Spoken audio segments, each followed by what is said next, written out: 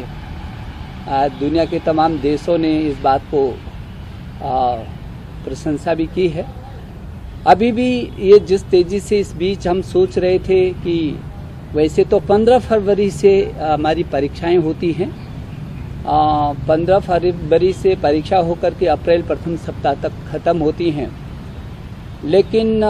पीछे के समय में कठिनाई को देखते हुए हमने एक बार स्थगित किया और फिर 4 मई से और जून प्रथम सप्ताह तक के लिए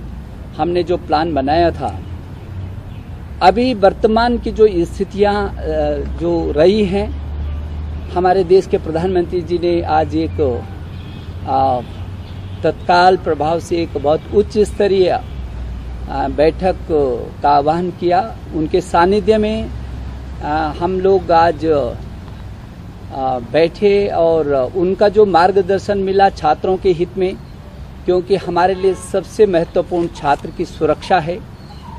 और उसकी रक्षा है और उसके बाद उसका भविष्य। प्रधानमंत्री जी का विस्तार पूर्वक उनके साथ संवाद के बाद उच्च स्तरीय अधिकारियों की उपस्थिति में प्रधानमंत्री जी का जो मार्गदर्शन मिला है, उसके आधार पर हमने जो ये हाई स्कूल है इसकी परीक्षाओं को वर्तमान में होने वाली परीक्षाओं को इसको निरस्त कर दिया है। अब इनको पदोन्नत करेंगे, प्रमोट करेंगे, लेकिन उसका एक सिस्टम तैयार करेंगे आंतरिक मूल्यांकन के आधार पर और जो उसका प्रैक्टिकल हुआ है, इन दोनों को जोड़ करके सीबीएसई को कहा गया है कि एक प्लान बनाए हो ताकि उसका मूल्यांकन भी हो और उसी के आधार पर उसकी कक्षा में पदोन्नति भी हो। लेकिन यदि ऐसा लगता है कि किसी छात्र को आंतरिक मूल्यांकन और जो सिस्टम है उससे संतुष्टि नहीं है और वो फिर भी परीक्षा देना चाहता है, तो वो हमको अवगत कराएगा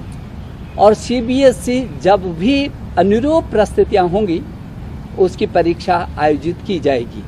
पिछली बार भी हमने यही बात कही थी। जहां तक इंटरमीडिएट का सवाल है, ये 12वीं की जो छात्र हैं इसको अभी स्थगित किया है। 31 मई तक इस परीक्षा को उनका स्थगित किया है। 1 जून को आगे की तिथियों को हम सुनिश्चित करेंगे कि कब उनकी परीक्षाओं को करना है। हमारी कोशिश है कि जब भी हम परीक्षाओं के लिए सीबीएसई तिथियों को सुनिश्चित करेगी तो 15 दिन का हम जरूर मौका छात्र छात्राओं को देंगे ताकि किसी प्रकार की उसमें भ्रम की स्थिति न बनी रहे। मैं देश के प्रधानमंत्री जी का बहुत आभारी हूं कि उन्होंने, चाहे वो नई शिक्षा नीति हो और चाहे वो ऑनलाइन पीएम ई विद्या का विषय रहा हो, देश के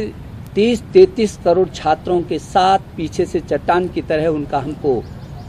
जो मदद मिलती है, सहयोग मिलता है, जो मार्गदर्शन मिलता है, जो हमको संरक्षण मिलता है, शायद ही किसी देश के प्रधानमंत्री जो सीधे बच्चों से संवाद करते हों और उनकी कठिनाइयों में हर हालत में उनके साथ